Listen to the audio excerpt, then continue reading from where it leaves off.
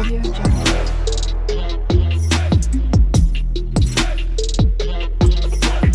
Audio Jungle. Hi hello नमस्कार मंडळी, स्नेहलता संदीप या चॅनलमध्ये मी स्नेहलता तुमचं सगळ्यांचं अगदी मनापासून स्वागत करत आहे. तुम्ही बघू शकत असाल आज मी तुमच्यासाठी आणलेली आहे खुसखुशीत आणि कुरकुरीत चकली. तर ही चकली मी मैदा, बटाटा आणि मूग डाळीपासून बनवलेली आहे. अगदी सोपी रेसिपी आहे.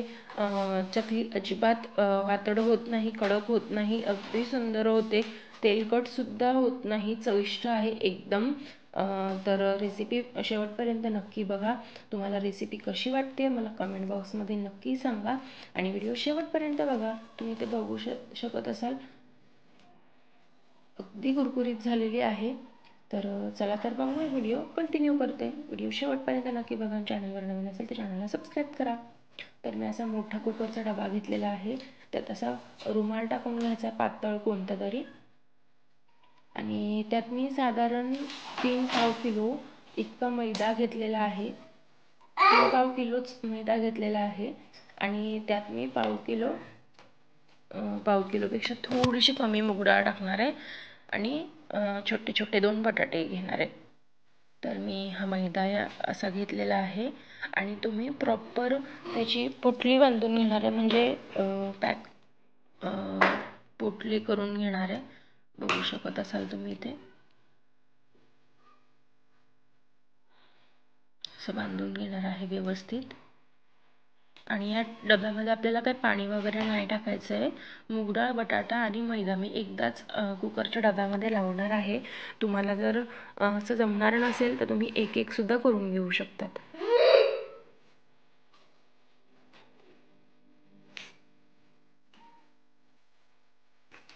तर ही वाटी थोडीशी मोठी आहे, पाव किलोपेक्षा थोडी मोठी आहे. साधारण 300 ते 400 ग्रॅम डाळ याच्यात बसते. तर मी साधारण पाव किलो इतकी डाळ बाजूला काढून घेतले, कारण आता रेग्युलर बनवून मला अंदाज आलेला आहे की किती मैद्यासाठी किती लागणार आहे ते. कारण मी यात बटाटासुद्धा टाकते, त्यामुळे सुद्धा अगदी खुसखुशीत होतात. त्यानंतर एक मोठा बटाटा किंवा 2 छोटे बटाटे असं तुम्ही घेऊ शकता.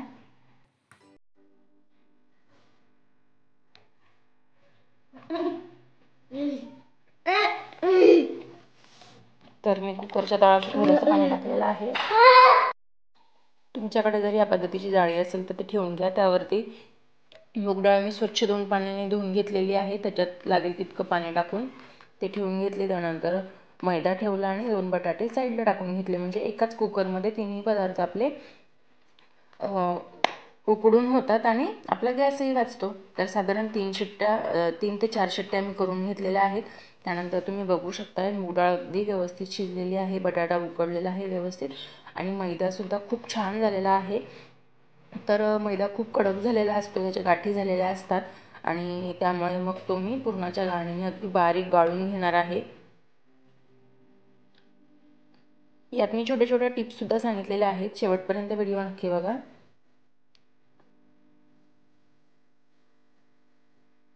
तर जिथे वाफ लागलेली असते तिथे मैदा चिटकून बसतो. तर मैदा फोडून घेते मी. बघू शकत असाल तुम्ही त्यातनं किती गरम वाफा येत आहेत. भरपूर गरम आहे मैदा. थोडासा मैदा मी बाजूला करून घेते आणि बाकीचा फोडून फोडून गाळून घेते. मैद्याची चकली जर तुम्ही केली नसेल तर ह्या पद्धतीने एकदा नक्की ट्राय करा, खरंच छान होते. फक्त मैदा आणि मूग डाळीचं तुम्हाला प्रमाण समजलं तर अतिशय उत्तम होते. अजिबात तेलकट राहत नाही, काहीच नाही. ते भाजणीचा अंदाज मला कधीच जमत नाही, त्यामुळे मग मी याच पद्धतीने करते कायम. आणि जर त्या गाठी फुटत नसतील तर असं तांब्याच्या बुडाने तुम्ही घासून फोडून घेऊ शकतात. अगदी उत्तम प्रकारे फोडल्या जातात.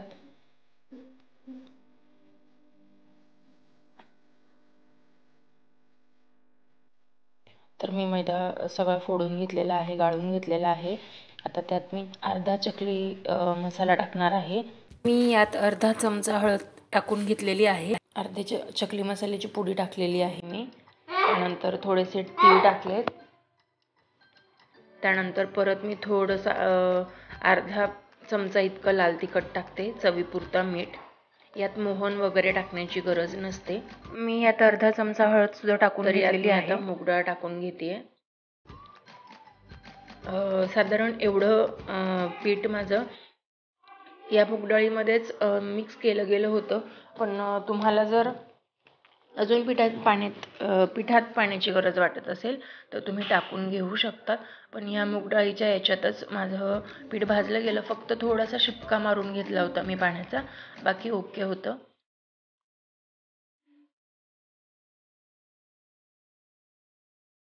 अगदी छान होतात. तर या पद्धतीने मी पीठ भिजवून घेतलेलं आहे. तुम्ही बघू शकता. इतकं असं मऊ ठेवायचं आहे. खूप पण कडक नाही करायचं आहे, त्याने चकली तुटते. आणि खूप पातळ नाही करायचं, त्याने चकली कडक होते. तर बघू शकताय या पद्धतीने मी मळून घेतलेलं आहे. आणि ज्या साईडला असं काटे काटे वाटतात आपल्याला, ती साईड बाहेर ठेवायची असते. मी सोऱ्याला थोडंसं तेल लावून घेतलेलं आहे. आणि इथे मला अजून एक टिप सांगायची आहे. जर तुम्हाला चकली उचलून जर तेलात टाकता येत नसेल तर तुम्ही असे पेपरचे किंवा मी तर कॅलेंडरचे केलेले आहेत, तर तुम्ही असे छोटे छोटे पीसेस करून त्यावरती चकली काढून आणि मग तो कागद उचलून हातावर घेऊन आणि तेलात टाकू शकतात. अगदी सोपी पद्धत आहे. ही सुद्धा एक टिप झाली. तर आता मी चकली बनवून दाखवते.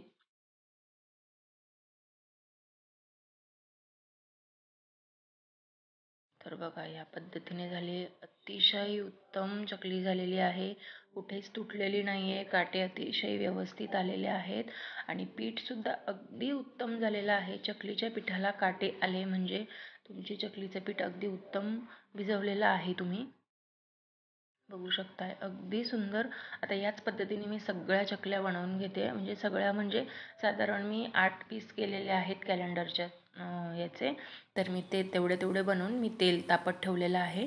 तर मी ते सुद्धा चकल्या तळण्यासाठी तेल तापत ठेवलेलं आहे. तर तळून घेणारे मी सगळ्या चकल्या. तर बघू शकताय अगदी पटापट होतात. अगदी उत्तम चकल्या होत आहेत. आणि ह्या पेपरवरती कापल्यामुळे काय होतं माहिती आहे का, पटापट उचलून साईडला सुद्धा ठेवता येतात आणि पटकन उचलून तेलात सुद्धा टाकता येतात. अजिबात वेळ लागत नाही, कुठे चिटकत नाही, काहीच नाही. बऱ्याचदा चकली उचलतानाच तुटते आणि तेलात पण मग तिचा सगळा पसारा होतो.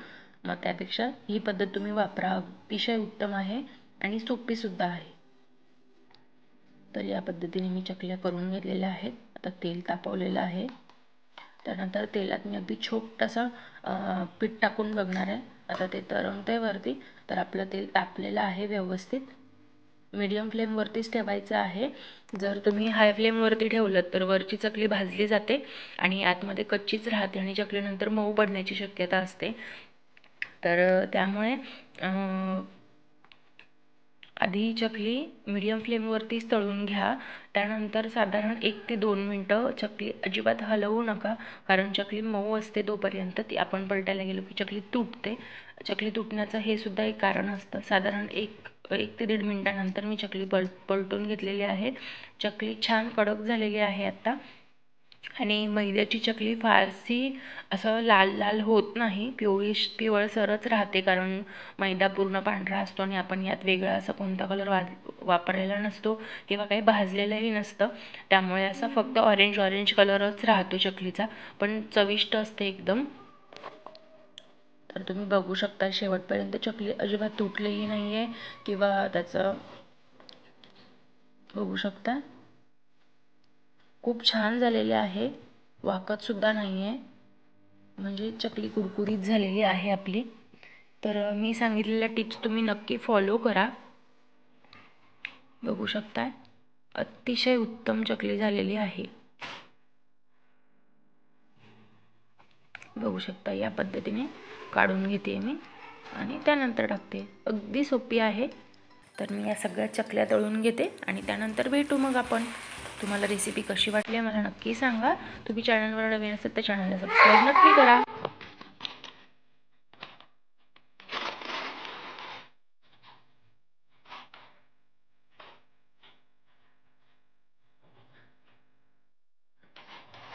बघू शकता साधारण 3 मिनिटानंतर असा कलर बदललेला आहे त्याचा.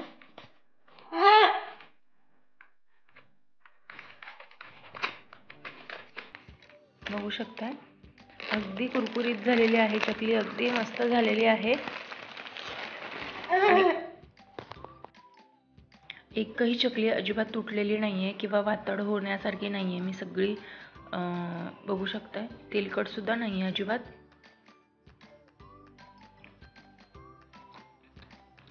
मी एक चकली फोडून दाखवते तुम्हाला. तेलकट तर अजिबात नाहीये.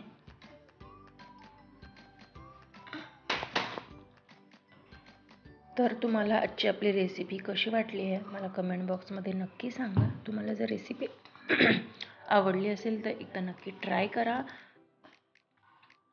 खूप सोपी पद्धत आहे. चला तर मग भेटूया नेक्स्ट व्हिडिओमध्ये असंच नवीन काहीतरी घेऊन. तोपर्यंत स्वस्त राहा, मस्त राहा, स्वतःची काळजी घ्या आणि बाय बाय.